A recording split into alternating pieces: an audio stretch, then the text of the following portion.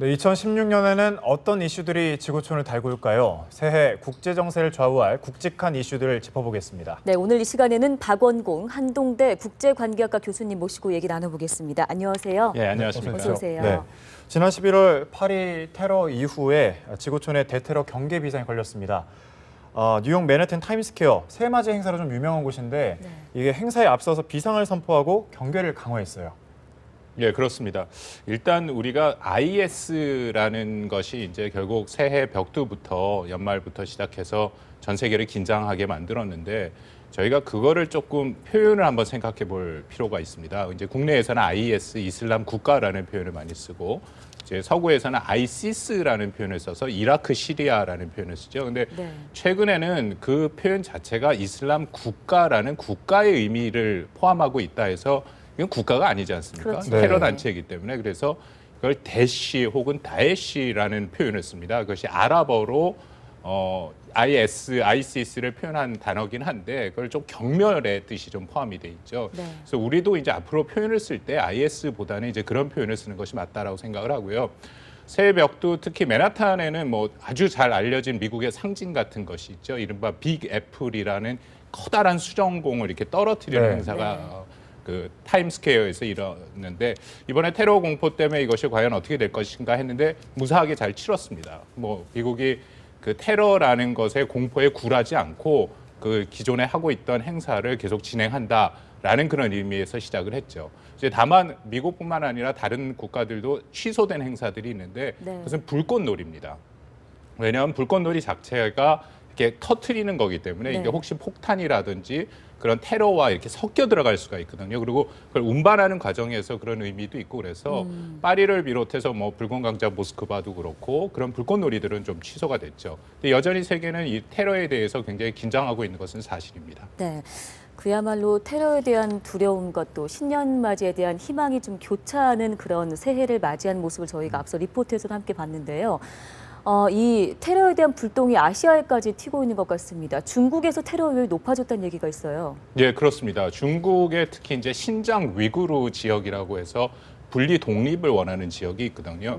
그 지역의 그 대다수, 뭐 사실 거기도 한족들이 36%가 지금 살고 있습니다만은 대다수가 다 무슬림들입니다. 그리고 오랜 기간 동안 중국 정부를 상대로 어떻게든지 독립을 하려고 시도를 했죠. 그래서 중국 정부를 상대로 뭐 유명한 것은 2014년도에 이제 칼부림 테러라 해서 민간인들을 이렇게 테러를 한 적도 있고 그리고 지금 IS에서 동영상을 중국어로 만들어서 틀었는데 그 내용을 보면 중국에 있는 무슬림 형제들이여 봉기해라 그런 뭐 표현들이 들어가 있습니다.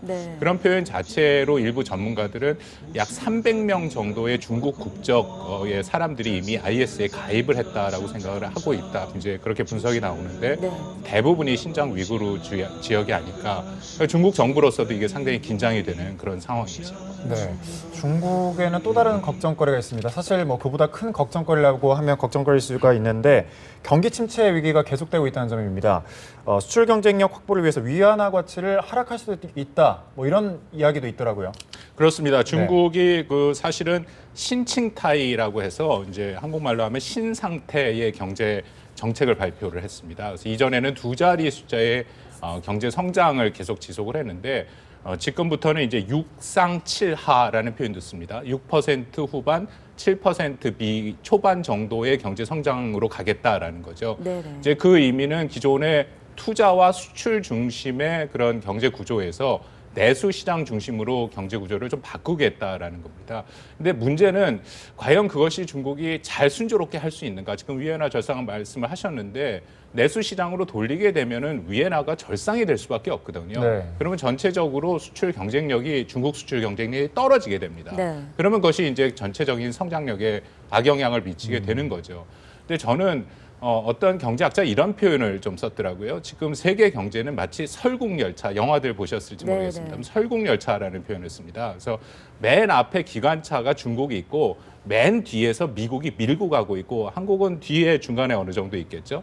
그런 형태로 가고 있다는 거죠. 근데 이 설국열차의 특징은 멈추면 죽는다라는 겁니다. 그래서 계속 돌아야 되는 거고 근데 중국의 성장 동력이 좀 약화되면 설국열차의 속도가 줄겠죠. 근데 문제는 이것이 멈춰버리면 전 전 세계적으로 다시 한번 경제 위기가 올 수 있다라는 겁니다. 그래서 중국이 이런 식으로 경제 정책을 바꿔 나가는 것이 잘 순조롭게 되는 것이 뭐 전 세계적으로 아주 중요한 문제다라고 생각을 합니다. 네.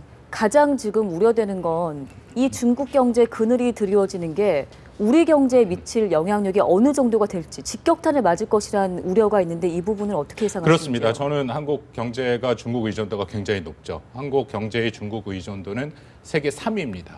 1위가 호주고요. 네. 네. 2위가 대만이고 3위가 한국인데 저희가 한 25% 정도 중국과 무역을 하고 의존을 하고 있는 그런 상황이죠.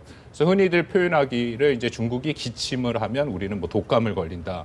근데 그게 사실이거든요. 예. 그래서 중국의 이번에 또 저희가 안타깝게 5년 만에 지금 1조 달러 무역 규모에 실패하지 않았습니까? 이것의 가장 큰 변수는 역시 중국이죠. 15% 이상 우리가 중국과의 무역량이 주는 바람에 전체 1조 달러를 네. 달성하지 못했기 때문에 못한 결과가 나왔습니다. 그러니까 그런 의미로 봐서도 중국의 이런 경제 성장이 둔화가 된다면 올해 우리도 약 2%대의 성장에 머무르지 않을까 이제 그런 전망들이 나오고요.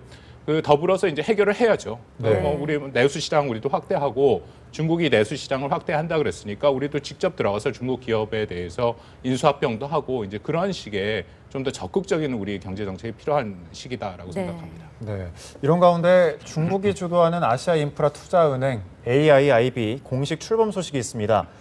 아시아 지역 개발 금융 시장에서 미국과 중국의 패권, 이 주도권이 경쟁이 본격화되는 양상이죠. 예, 그렇습니다. 그 AIIB에 뭐 잘 알려진 바와 같이 일본과 미국은 참여를 안 했죠. 그래서 일본과 미국이 주도하고 있는 것은 아시아 개발은행 ADB로 불리는 거. 그러니까 이제 양대 산맥 체제가 들어갔습니다. 그 AIIB가 작년 25일 기준으로 12월 25일 기준으로 57개국이고 자본금이 지금 1,000억 달러가 넘게 시작이 됐거든요. 아시아 개발은행의 참고로 자본금은 1,600억 달러 정도 되고 있습니다. 거기에 AIIB에는 미국의 최대 동맹국인 영국이 제일 먼저 깃발을 들었고 네. 그다음에 뭐 독일, 프랑스, 한국까지 다 참여를 했고요. 그래서 지금 이것이 과연 미국과 중국 간의 새로운 경제 분야의 어떤 패권 경쟁이냐 이제 그런 해석들도 적지 않게 드러나고 있는 것은 사실입니다. 중국이 부상을 하면서 미국이 만들어 놓은 이 경제 질서라는 게 있지 않습니까? 거기에 불만이 있는 거죠. 뭐 중국의 입장에서는 그래서 자기가 주도할 수 있는 그런 경제 질서를 만들어 가겠다라고 네. 해서 AIIB를 만들었는데 저는 이것이 상호 보완적인 게 충분히 가능하다라고 생각을 합니다. 네. AIIB 구성한 것이 말 그대로 아시아의 인프라를 만들겠다라는 거거든요. 근데 ADB만으로는 부족합니다.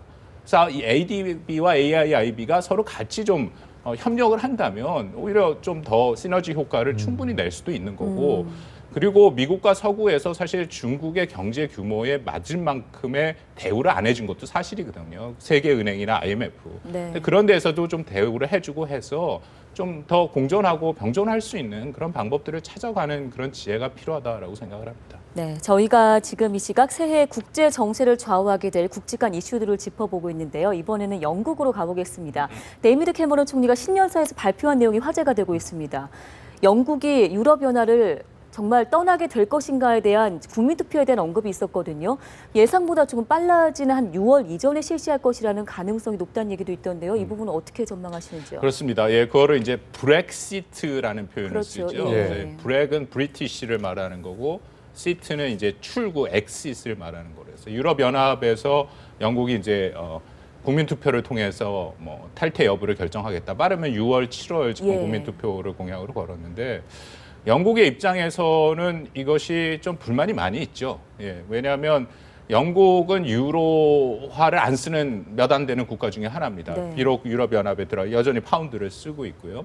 그리고 또 캐머런 총리가 발언을 한 거는 좀 국내적인 요소도 분명히 있습니다. 보수층의 결집에 대를 하는 부분들도 있고 그런데 제일 큰 이런 발언이 나온 배경은 그 영국이 금융의 중심지 아닙니까?